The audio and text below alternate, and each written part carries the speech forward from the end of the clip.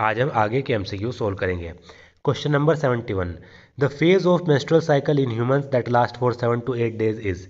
Human females में जो menstrual cycle होता है उसमें हमें उस फेज़ का नाम बताना है जो 7 से 8 दिन तक रहता है। 7 to 8 days का फेज़ हमें बताना है। तो ह्यूमन फीमेल्स में जो फोलिकुलर फेज़ होता है उसकी लेंथ कितनी होती है? लगभग 7 से 8 दिन तक होती है, क्योंकि सबसे पहले मेंस्ट्रुअल फेज़ वो 3 से 5 दिन तक रहता है। उसके बाद आता है फोलिकुलर फेज़ या फिर इसको कहते हैं हम proliferative phase.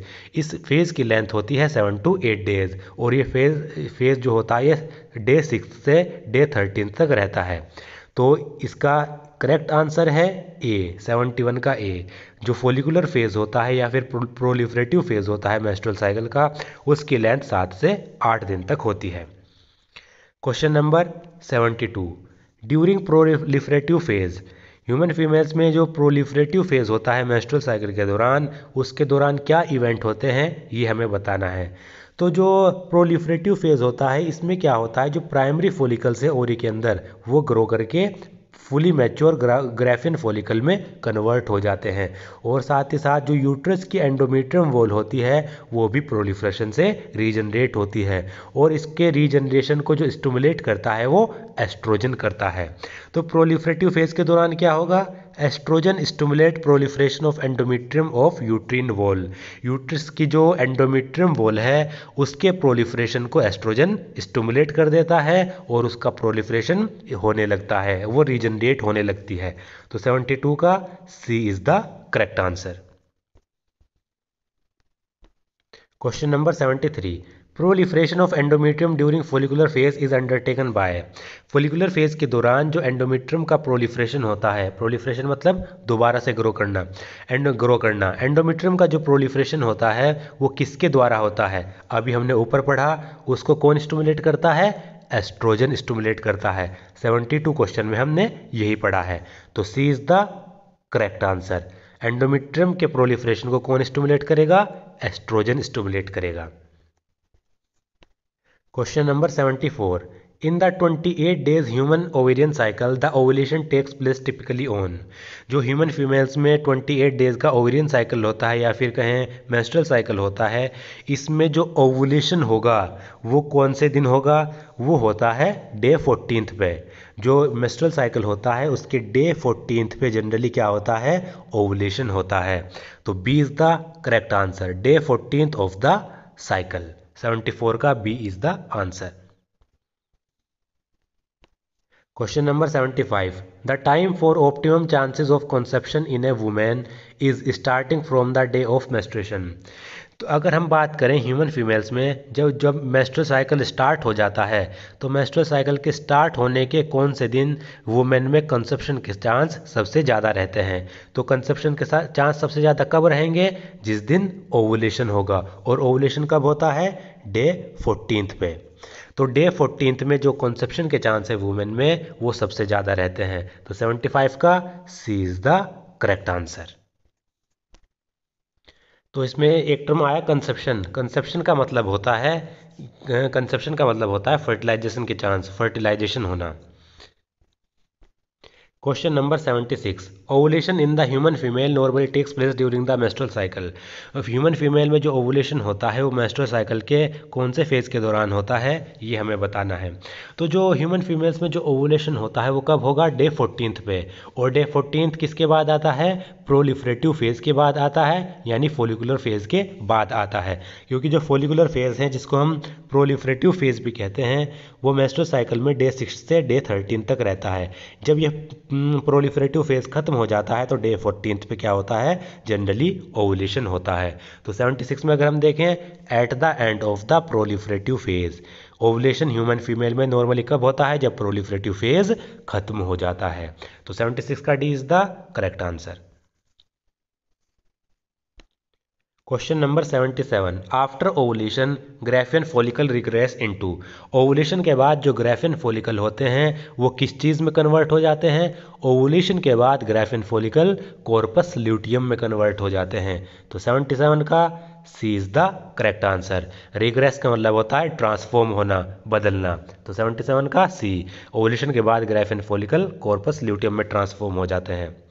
Question number 78, immediately after ovulation the mammalian egg is covered by a membrane known as. जैसे ही ओवुलेशन हो गया तो जो मेमल का जो एग होता है उसमें वो एक मेम्ब्रेन के द्वारा कवर्ड हो जाता है, उस मेम्ब्रेन का हमें नाम बताना है। तो मेमेलियन एग की जो मेम्ब्रेन होती है जो उसको कवर करके रखती है, उस मेम्ब्रेन का नाम होता है कोरोना रेडिएटा। तो 78 का C is the correct answer. Question number 79. Below is given the unorganized list of some important event in the human female reproductive cycle. Human female reproductive cycle में जो important events होते हैं नीचे उनकी list दी गई है, लेकिन ये जो events है ये unorganized manner में है। Identify the correct sequence of these event and select the correct option. In event को हमें क्या करना है, sequence में लगाना है और इनका correct option हमें select करना है।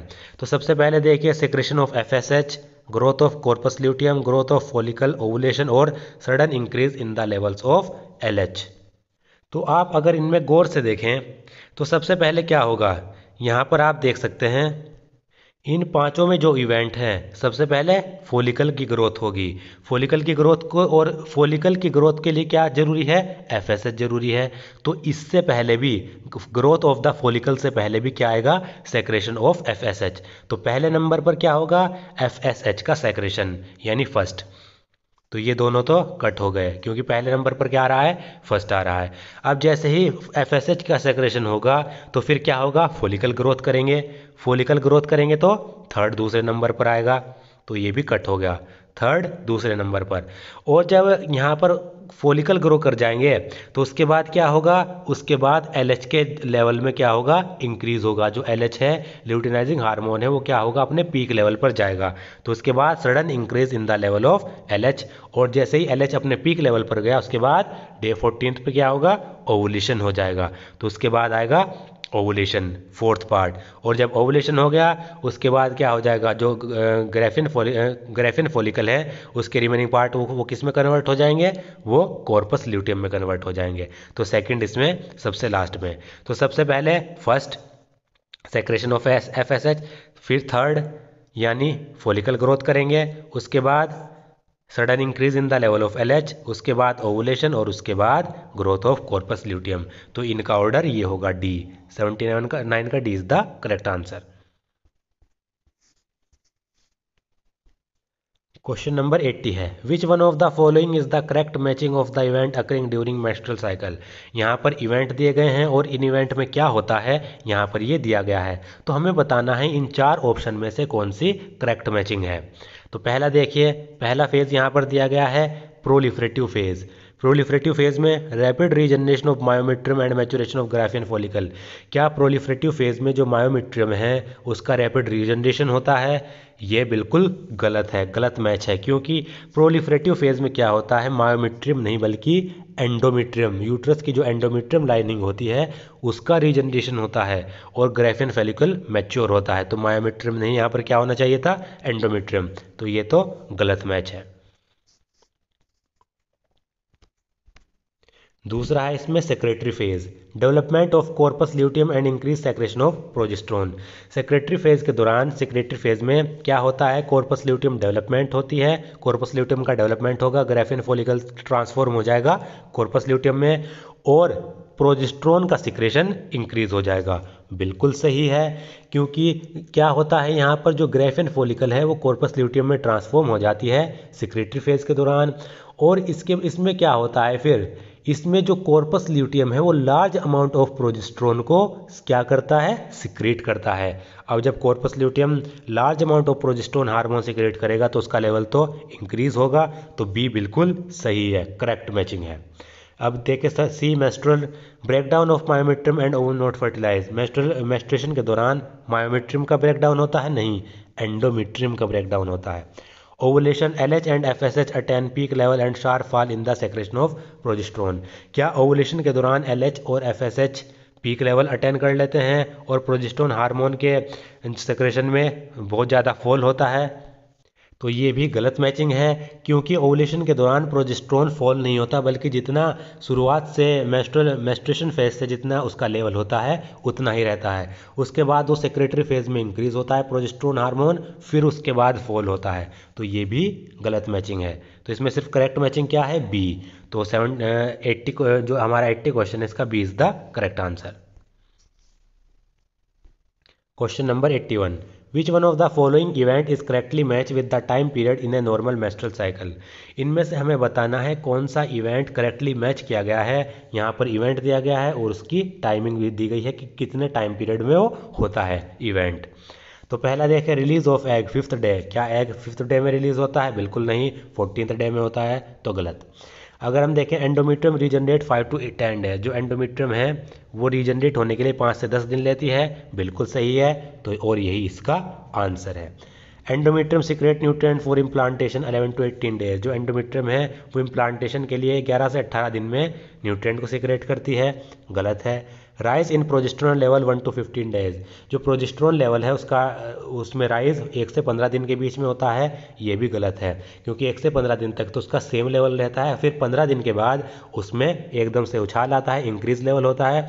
उसके बाद लगभग 25 डे के बाद इसके लेवल में डिक्रीमेंट होने लगता है, इसका लेवल घटने लगता है। तो इसमें सिर्फ करेक्ट आंसर क्या है, 81 का बी। एंडोमेट्रियम रीजनरेट 5 से 10 दिन में होती है, तो 81 का B is the correct answer.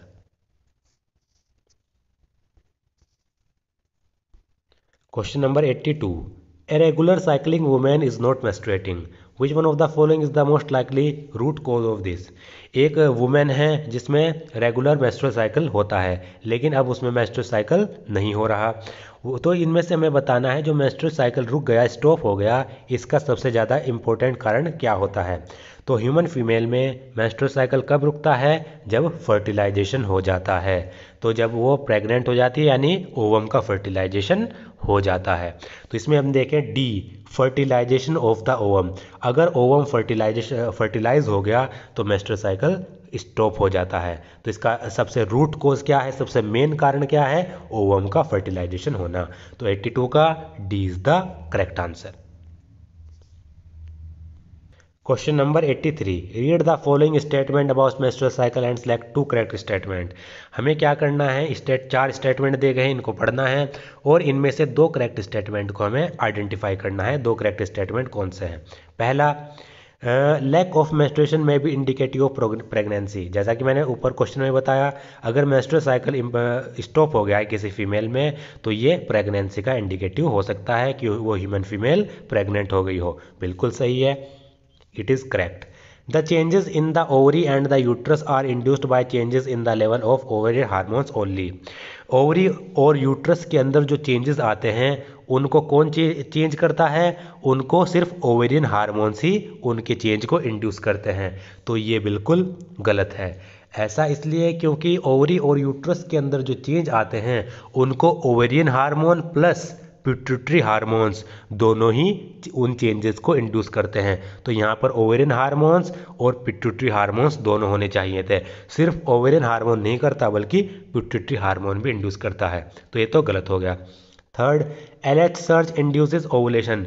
जब LH अपने पीक लेवल पर होता है तो वो ओवुलेशन को इंड्यूस करता है, बिल्कुल सही है। सर्च का मतलब जब वो पीक लेवल पर हो, तो बिल्कुल सही है ये तो। इफ़ फर्टिलाइजेशन अगर कॉर्पस ल्यूटियम डिजनरेट इमीडिएटली, अगर फर्टिलाइजेशन हो जाता है तो जो कॉर्पस ल्यूटियम है वो एकदम से डिजनरेट हो जाती है, ये नहीं है। अगर फर्टिलाइजेशन हो गया, ह्यूमन फीमेल प्रेग्नेंट हो गई, तो जो कॉर्पस ल्यूटियम है वो प्रेगनेंसी के 16th वीक में जाके डिजनरेट होता है। किसमें? 16th वीक में जाके, एकदम से नहीं बल्कि प्रेगनेंसी के 16th वीक में जाके डिजनरेट होगा। तो ये भी गलत हो गया। तो इसमें सही कौन सा है, पहला सही और तीसरा सही।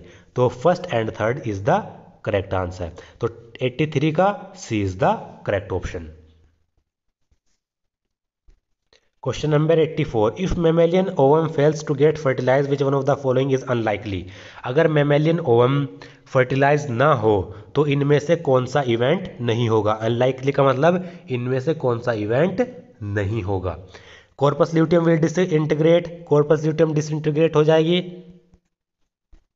बिल्कुल सही है। अगर ओम फर्टिलाइज ना हो तो कॉर्पस ल्यूटियम डिजनरेट हो जाती है, डिसइंटीग्रेट हो जाती है। तो ये तो सही है। तो ये तो इवेंट होगा। प्रोजेस्टेरोन सेक्रेशन रैपिडली डिक्लाइंस, जो प्रोजेस्टेरोन का लेवल है वो एकदम से डिक्लाइन होगा, बिल्कुल सही। अगर कॉर्पस ल्यूटियम डिसइंटीग्रेट हो जाएगी तो प्रोजेस्टेरोन का लेवल भी तो घट जाएगा, क्योंकि corpus luteum he large amount of progesterone को सेक्रेट करती है, तो घटेगा, बिल्कुल सही है ये भी। एस्ट्रोजन सेक्रेशन इंक्रीजेस, एस्ट्रोजन का जो लेवल है सेक्रेशन है वो इंक्रीज होगा। एस्ट्रोजन का लेवल इंक्रीज नहीं बल्कि डिक्रीज होगा, तो ये इवेंट नहीं होगा और यही हमारा आंसर है। तो क्या होगा, एस्ट्रोजन का सेक्रेशन इंक्रीज नहीं बल्कि डिक्रीज होगा। और हमें यही बताना था कौन सा इवेंट नहीं होगा, तो ये वाला इवेंट नहीं होगा। बाकी जो प्राइमरी फॉलिकल हैं वो भी डेवलप करना स्टार्ट हो जाएंगे, ये भी इवेंट होगा। तो 84 का C is the correct answer. जो एस्ट्रोजन का सेक्रेशन है वो इंक्रीज नहीं होगा, तो ये हमारा आंसर है। क्योंकि ये क्या है, इसमें गलत इवेंट दिया गया है, ये इवेंट उस समय नहीं होगा। Question number 85, during bleeding phase of menstrual cycle unfertilised secondary oocyte undergo autolysis. जो मेंस्ट्रुअल साइकिल का ब्लीडिंग फेज होता है उस दौरान क्या होता है, जो अनफर्टिलाइज सेकेंडरी oocyte होता है उसमें ऑटोलाइसिस होता है। अब इसमें टर्म आया ऑटोलाइसिस, इसका मतलब क्या है? तो ऑटोलाइसिस का मतलब होता है किसी भी सेल या टिश्यू का अपने ही एंजाइम के द्वारा डिस्ट्रक्शन होना। ऑटोलाइसिस का मतलब किसी भी सेल्स या टिश्यू का अपने ही एंजाइम के द्वारा डिस्ट्रक्शन होना क्या कहलाता है, ऑटोलाइसिस कहलाता है। The interplay of hormone then is, अब जब ऑटोलाइसिस होगा सेकेंडरी oocyte का तो उस समय हार्मोन क्या रोल प्ले करेंगे ये हमें बताना है। तो उस समय क्या होता है, जब ऑटोलाइसिस होता है मेंस्ट्रुअल साइकिल के ब्लीडिंग फेज के दौरान, तो उस समय जो प्रोजेस्टेरोन हार्मोन होता है वो LH के रिलीज को इनहिबिट कर देता है, जिससे कि जो पिट्यूटरी ग्लैंड है उससे जो ल्यूटिनाइजिंग हार्मोन है LH है उसका रिलीज रुक जाता है। और जब LH का रिलीज रुक जाएगा, LH निकलना बंद हो जाएगा, तो उससे जो कॉर्पस ल्यूटियम है वो क्या हो जाएगी, रिग्रेस होना स्टार्ट हो जाएगी, यानी दोबारा से बननी स्टार्ट हो जाएगी। तो इसका करेक्ट आंसर है C, progesterone inhibits the release of LH from pituitary causing regression of corpus luteum. तो 85 का C is the correct answer. Question number 86, a human female reaches menopause around the age of. एक human female menopause stage में कौन सी as में पहुंचती है? Menopause कहते हैं जब मेंस्ट्रुअल साइकिल उसमें स्टॉप हो जाते हैं, बिल्कुल खत्म हो जाते हैं। तो ह्यूमन फीमेल मेनोपॉज में लगभग 50 ईयर्स के आसपास पहुंचती है। तो 86 का A is the correct answer. Question number 87, cessation of menstrual cycle in women is called. जब ह्यूमन फीमेल्स में मेंस्ट्रुअल साइकिल सीज हो जाता है यानी रुक जाता, खत्म हो जाता है, तो उसको हम क्या कहेंगे? उसको हम कहेंगे menopause.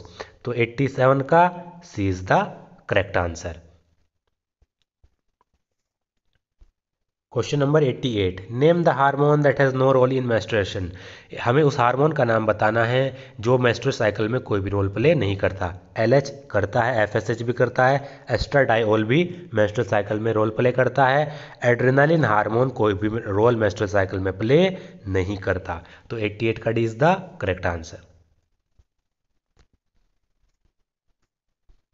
Question number 89, study the graph carefully and correlate the hormone levels on. हमें क्या करना है, इन ग्राफ को स्टडी करना है सही तरीके से, और इन 1 से 5 दिन में, 12 से 14 दिन और 25 से 28 दिन के बीच हार्मोन का लेवल क्या कैसा होता है इसको हमें रिलेट करना है। तो यहाँ पर देखिए, सबसे पहले हमें बताना है 1 से 5 दिन के बीच। तो 1 से 5 दिन के बीच में अगर हम देखें, ये LH का ग्राफ, ये FSH का ग्राफ, तो 1 से 5 दिन के बीच में अगर हम देखें तो जो LH है वो तो क्या हो रहा है, बढ़ रहा है, जबकि यहाँ से यहाँ तक, जबकि जो FSH है वो क्या हो रहा है, वो डिक्रीज हो रहा है।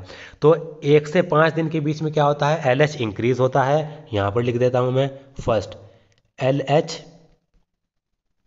इंक्रीजेज, और FSH क्या हो रहा है, FSH डिक्रीज हो रहा है, FSH डिक्रीजेस हो गया। अब देखें 12 से 14 डे के बीच में, 12 से 14 दिन के बीच में, तो 12 से 14 लगभग यहाँ से होगा, यहाँ से स्टार्ट होगा।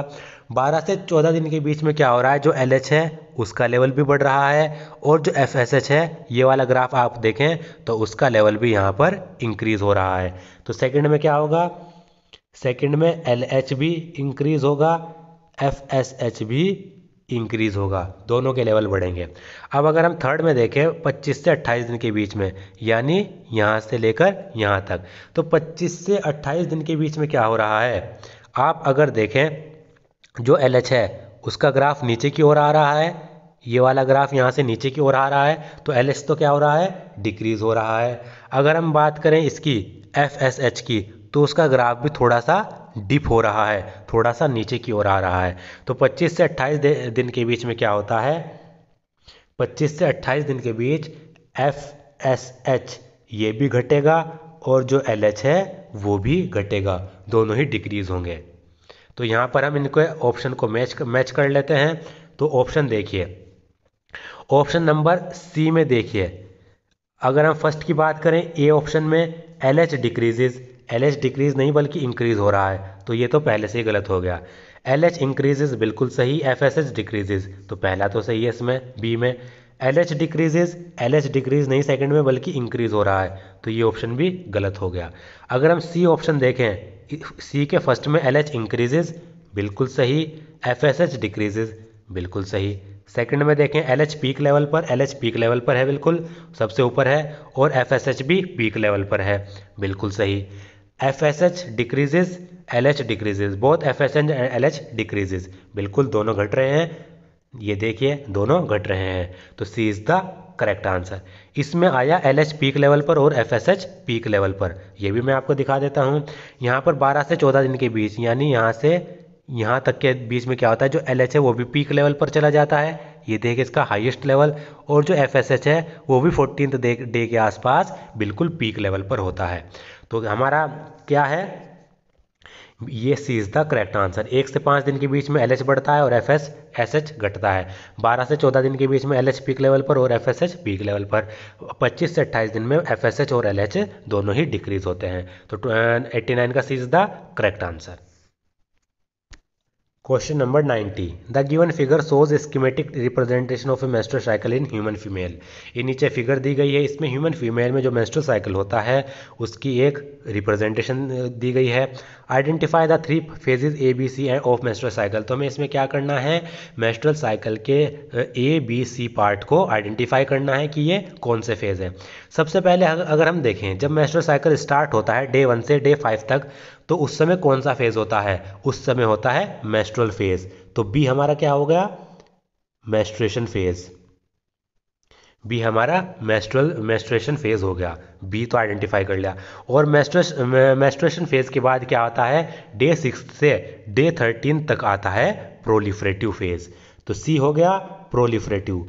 इसमें हमें क्या करना है, डे 1 से स्टार्ट करना है, डे 1 से डे 5 तक कौन सा फेज, मेंस्ट्रुएशन फेज, तो बी तो मेंस्ट्रुएशन फेज हो गया। फिर डे 6 से डे 13 तक के बीच में कौन सा फेज होता है, वो फेज होता है हमारा प्रोलिफरेटिव फेज, तो सी हो गया प्रोलिफरेटिव फेज। फिर प्रोलिफरेटिव फेज के बाद कौन सा फेज आता है, ल्यूटियल फेज, जिसको हम सेक्रेटरी फेज भी कहते हैं। तो इसमें ए हो गया सेक्रेटरी फेज।